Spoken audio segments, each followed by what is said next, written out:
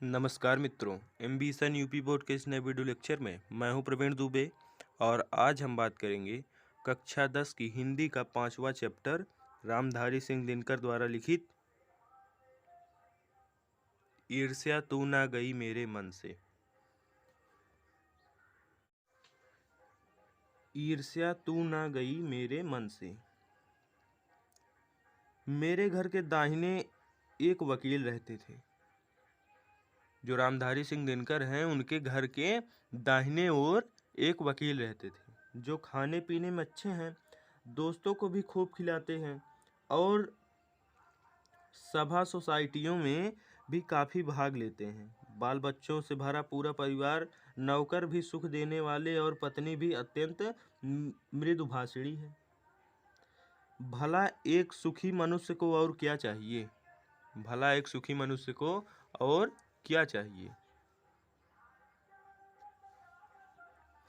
मगर वे सुखी नहीं हैं। उनके भीतर कौन सा दाह है, इसे मैं भली भांति जानता हूँ। दरअसल उनकी बगल में जो बीमा एजेंट हैं, उनके विभव की वृद्धि से वकील साहब का कलेजा जलता है। उनकी वृद्धि हो रही है, मतलब वो इनसे पैसे में अमीर हैं, इनसे घर में अमीर हैं, इनके पास ज़्यादा पैसे हैं, तो इसीलिए इनका कलेजा जल रहा है। वकील साहब जो हैं उनका कलेजा जल रहा है।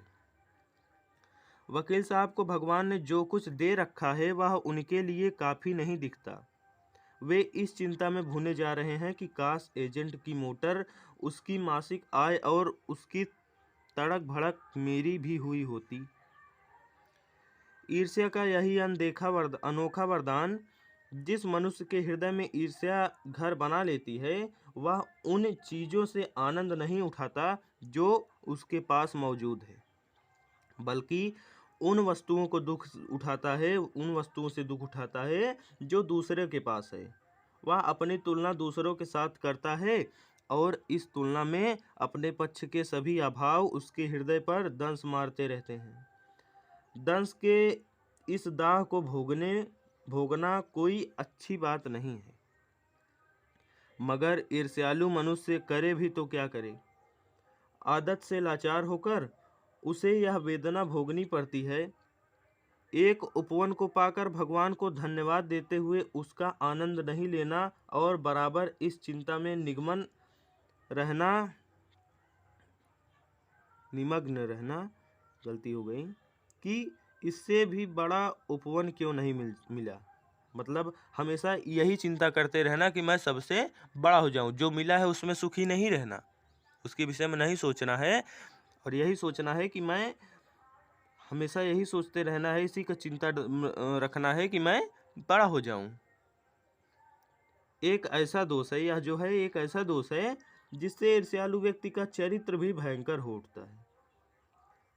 अपने अभाव पर दिन रात सोचते सोचते वह सृष्टि की प्रक्रिया को भूलकर विनाश में लग जाता है और अपनी उन्नति के लिए उद्यम करना छोड़ कर वह दूसरों को हानि पहुंचाने को ही अपना श्रेष्ठ कर्तव्य समझने लगता है। ईर्ष्या की बड़ी बेटी का नाम निंदा है। जो व्यक्ति ईर्ष्यालु होता है वही बुरे किस्म का निंदक भी होता है। दूसरे की निंदा वह इसलिए करता है कि इस प्रकार दूसरे लोग जनता अथवा मित्रों की आंखों से गिर जाएंगे। जो लोग हैं वो जनता और मित्रों की आंखों से गिर जाएंगे और जो स्थान रिक्त होगा उस पर मैं अनायास ही बैठ जाऊंगा। मगर ऐसा ना आज तक हुआ है और ना आगे होगा। दूसरों को गिराने की कोशिश तो अपने को बढ़ाने की कोशिश नहीं कही जा सकती। दूसरों को गिराने की कोशिश अपने को बढ़ाने की कोशिश नहीं कही जा सकती। एक बात और है कि संसार में कोई भी मनुष्य निंदा से नहीं गिरता। उसके पतन का कारण सद्गुणों का ह्रास होता है। इसी प्रकार कोई भी मनुष्य दूसरों की निंदा करने से अपनी उन्नति नहीं कर सकता। दूसरों की निंदा करने से वह अपनी उन्नति नहीं कर सकता। उन्नति तो उसकी तभी होगी जब वह अपने चरित्र को निर्मल बनाए तथा अपने गुण का विकास करे।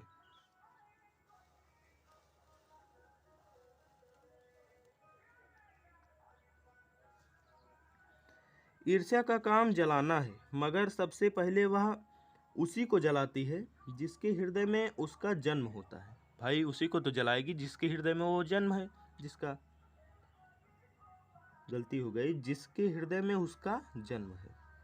आप भी ऐसे बहुत से लोगों को जानते होंगे जो ईर्ष्या और द्वेष की साकार मूर्ति हैं, जो बराबर इस फिक्र में लगे रहते हैं कि कहाँ सुनने वाला मिले और अपने दिल का गुबार निकालने का मौका मिले। श्रोता मिलते ही उनका ग्रामोफोन बजने लगता है और वे बड़ी ही होशियारी के साथ एक एक कांड इस ढंग से सुनाते हैं मानो विश्व कल्याण को छोड़कर उनका और कोई ध्येय नहीं हो। अगर जरा उनके अपने इतिहास को देखिए और समझने की कोशिश कीजिए कि जब से उन्होंने इस सुकर्म का आरंभ किया है, तब से वे अपने क्षेत्र में आगे बढ़े हैं या पीछे हटे हैं। यह भी कि वे निंदा करने में समय व शक्ति का अपव्यय नहीं करते, तो आज इनका स्थान कहाँ होता।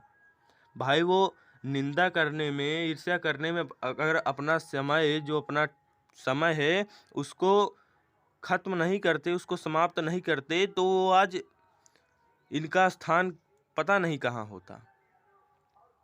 चिंता को लोग चिता कहते हैं, जिसे किसी प्रचंड चिंता ने पकड़ लिया है उस बेचारे की जिंदगी ही खराब हो जाती है किंतु ईर्ष्या शायद चिंता से भी बदतर चीज है, क्योंकि वह मनुष्य के मौलिक गुणों को ही कुंठित बना डालती है। मृत्यु शायद फिर भी श्रेष्ठ है बनिस्बत इसके कि हमें अपने गुणों को कुंठित बनाकर जीना पड़े। चिंता दग्ध व्यक्ति समाज की दया का पात्र है, किंतु ईर्ष्या से जला भुना आदमी जहर की एक चलती फिरती गठरी के समान है, जो हर जगह वायु को दूषित करती फिरती है। ईर्ष्या मनुष्य का चारित्रिक दोष है, दोष नहीं है, गलती हो गई। ईर्ष्या मनुष्य का चारित्रिक दोष नहीं है, प्रत्युत इसके मनुष्य के आनंद में भी बाधा पड़ती है।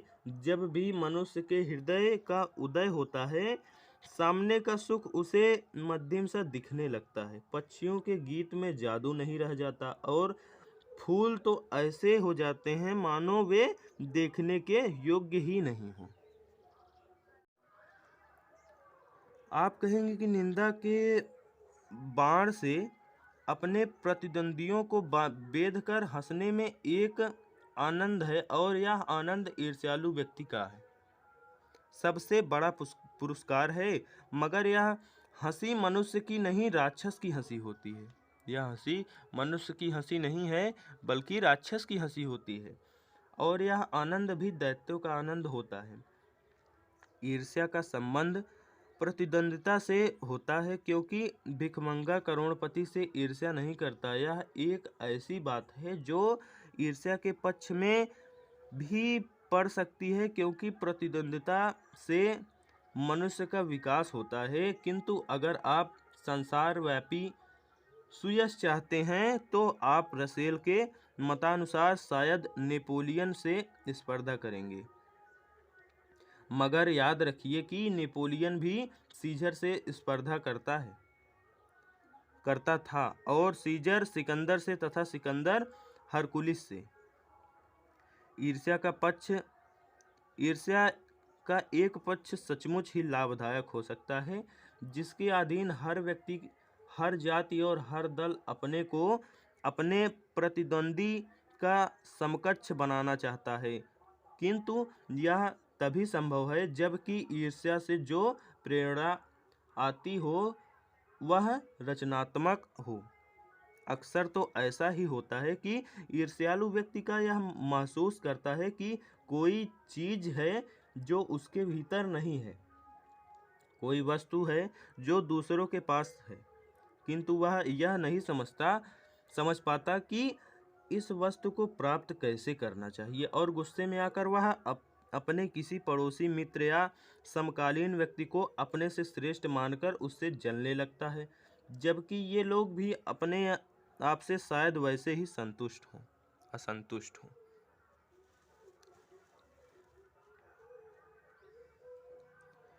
आपने यही देखा होगा कि शरीफ लोग यह सोचते हुए अपना सिर खुजलाया करते हैं कि फला आदमी मुझे जलता है, मैंने तो उसका कुछ नहीं बिगाड़ा, और अमुक व्यक्ति इस कदर मेरी निंदा में क्यों लगा हुआ है। सच तो यह है कि मैंने सबसे अधिक भलाई उसी की है। यह सोचते हैं मैं तो पाक साफ हूँ, मुझमें किसी व्यक्ति के लिए दुर्भावना नहीं है, बल्कि अपने दुश्मनों को भी मैं भलाई ही सोचा करता हूँ। फिर ये लोग मेरे पीछे क्यों पड़े हुए हैं? मुझमें कौन सा वह ऐब है जिसे दूर करने में इन दोस्तों को चुप कर सकता हूँ। ईश्वर चंद्र विद्यासागर जब इस तजुर्बे से होकर गुजरे, तब उन्होंने एक सूत्र कहा, तुम्हारी निंदा वही करेगा जिसकी तुमने भलाई की है। और नीत्शे जब इस कूचे से होकर निकला, तब उसने जोरों का एक ठहाका लगाया और कहा कि यार, ये तो बाजार की मक्खियां हैं जो अकारण हमारे चारों ओर भिनभिनाया करती हैं। ये सामने प्रशंसा और पीठ पीछे निंदा किया करते हैं। हम इनके दिमाग में बैठे हुए हैं, ये मक्खियाँ हमें भूल नहीं सकती, और चूंकि ये हमारे बारे में बहुत सेवा करती हैं, इसलिए ये हमसे डरती हैं और हम पर शंका भी करती हैं। ये मक्खियाँ हमें सजा देती हैं हमारे गुणों के लिए। ये ऐब को तो माफ़ कर देंगी, क्योंकि बड़ों के ऐब को माफ़ करने में भी शान है, जिस शान का स्वाद लेने के लिए ये मक्खियाँ तरस रही हैं।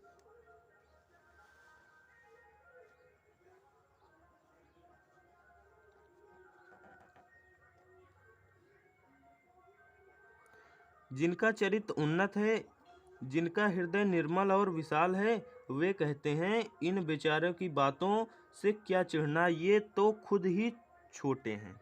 मगर जिनका दिल छोटा और दृष्टि संकीर्ण है, वे मानते हैं कि जितनी भी बड़ी हस्ती है उसकी निंदा ही ठीक है।